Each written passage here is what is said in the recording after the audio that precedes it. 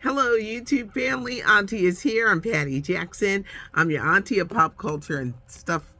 It keeps moving for some reason. I don't know. It keeps moving. Are you ready for the weekend? Today, if you're watching this on Friday, it is National Pizza Party Day. I'm Patty Jackson. I'm your auntie of pop culture. It's not cute, not knowing. There's curls, there's scoop, little bits of wisdom. Let's get this hug.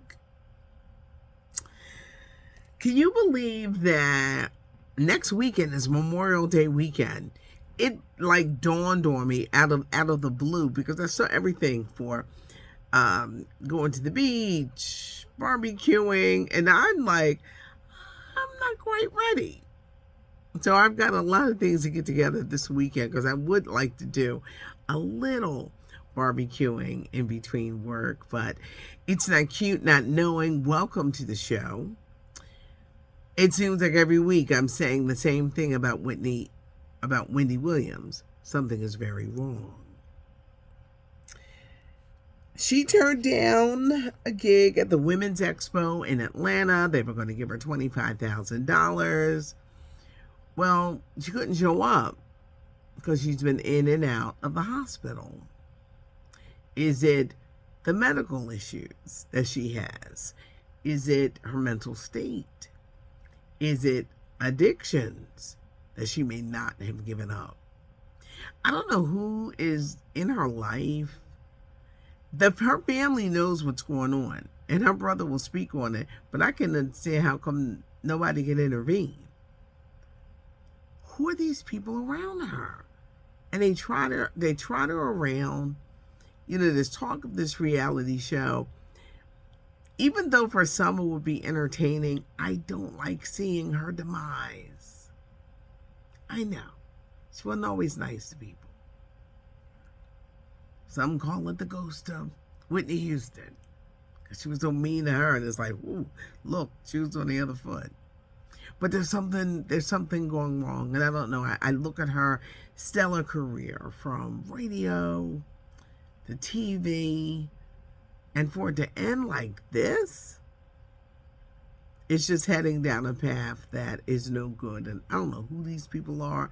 Are they there for the money?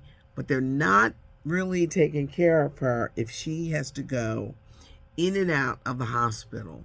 And within the past 2 weeks, she had to be admitted twice. But she will not be in Atlanta this weekend. At the movies, and it will be number one, even though the critics aren't feeling it. Fast 10. You got Vin Diesel, Jason Momoa. He is the new villain. John Cena. Cameos by Rita Moreno, Cardi B. You got Michelle Rodriguez. Captain Marvel's in here. Brie Larson. You got Tyrese. You got Ludacris. Ludacris got a star on the Hollywood Walk of Fame yesterday, but it is action-packed. Some critics have said it's so over the top with Jason Momoa, but all of these pictures are with the stunts, and this is not the last. There'll be at least 2 more, with Fast 11 being a little bit on the sad side, which means that somebody dies. The Family is back, and Fast 10 is in theaters. I need to know are you going to see it? Are you excited? Are you going to go see it in IMAX? But it doesn't end here. But the Fast and the Furious 10, it's in theaters now. Also this weekend, the Donna Summer Love to Love You documentary. I am super excited. I had a chance to talk to Donna Summer's daughter, Brooklyn Sudano, who produced this. And I asked her, I said, how hard was it? Because they reveal some things in the documentary. It was a struggle for her between popular music and religion. Being a mom, raising a family, she could really sing. A lot of people didn't think she could sing because that first song was Love to Love You Baby, which was a bunch of moaning. But she had a strong and passionate voice. She passed away at the age of 61 from lung cancer. Growing up as a teenager in the 70s, I just adored her. I did. I wanted to be Donna Summer. Pictures all over the wall. One side was Donna Summer. The other side was Stacey Lattisaw. Salt and Pepper, that came later. But when I had a chance to meet her, and I met her, I've got to find my picture. This is way before I took control of my own pictures. But when I met her, there was a bunch of people trying to get her attention, and I got it. I got her attention. I said, I'm your biggest fan. I'm your biggest fan. I said, you're all over my bedroom wall. I love, love, love. I know all the songs. And she let me come back and have dinner with her family. Now, anyone who knows me, I'll be talking about food. I let her eat. I couldn't eat nothing. I was just sitting there like, I can't believe this is my life. And I was in my 20s when that happened. And I kept saying, I can't believe this. I can't believe I'm sitting here with her. Because it's really interesting. I've had like dinner with, a lot of artists that I play and stuff like that. But this was, I just loved her. I was heartbroken when she died. Wait, I never take off on work. That's the running joke. Like, I never take off. I took off to go on my son's school trip. I wasn't really a school trip parent, but I had to be a chaperone. Child, I got that news. I was like, I gotta go. First of all, my son said, why are you crying? He said, we're on a school trip, Mom. Why are you crying? And I was like, no, the summer died. You wouldn't understand. And I said, I have to leave the trip. And he was like, you're a chaperone. So I went and told the teacher. Well, I did have a work emergency because then I had to go into work and there was a lot of press, but I was just heartbroken. She died of lung cancer. Young, 61. She was 61 years old when she died. But her music was incredible. Her daughter said that she hopes that people get out of this documentary the spirit of her mom and how she was. But it airs on HBO. The kickoff is tomorrow at 8, and then you can catch the reruns. Yesterday, now I know people are going to say, you're so fascinated with Elvis and that damn family. Kind of, sort of.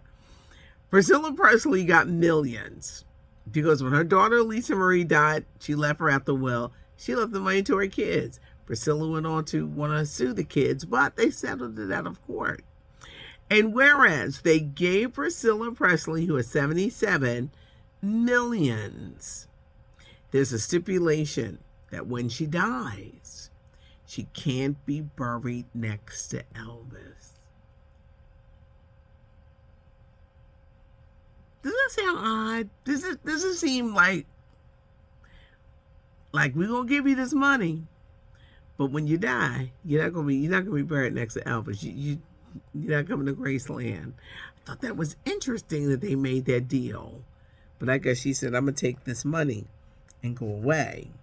Good Burger filming has started. Keenan and Kel are back as Dexter and Ed.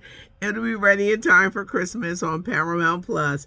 But in 1997, Good Burger debuted, and I interviewed Keenan and Kel when this movie came out, and there were some kids at the station, and they were screaming, and these kids went crazy because Keenan and Kel both popped in.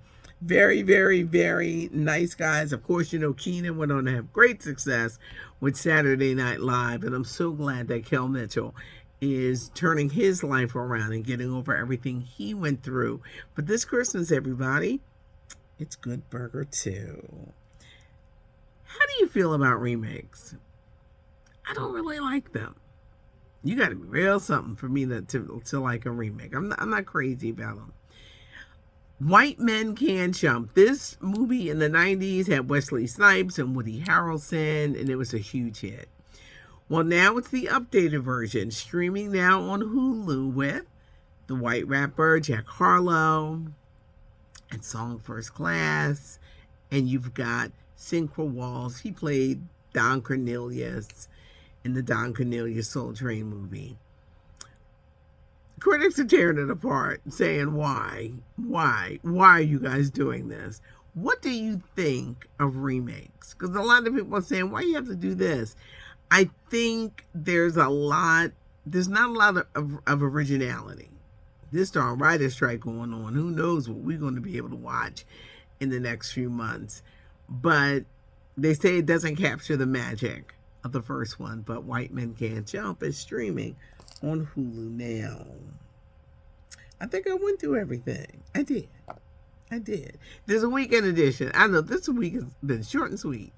There's a weekend edition, so check it out. I have a young lady, LaShawna Simon, who puts it together with the pictures.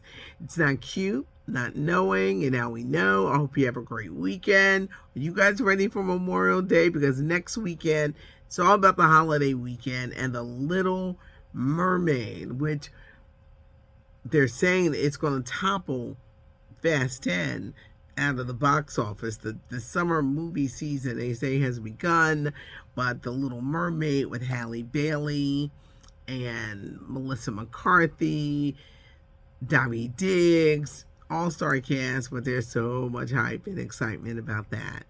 Have a great weekend. Check out the weekend edition. Are you ready for a Memorial Day weekend? I'm kind of sort of not, so I think I'm going to have to wrap my head around this weekend. Really getting ready for summer and the summer season. Have a good one. Thanks so much for joining us. Subscribe to the channel. Give us a thumbs up. And of course, leave a comment because Auntie reads the comments. Thanks for joining me. I'm Patty Jack.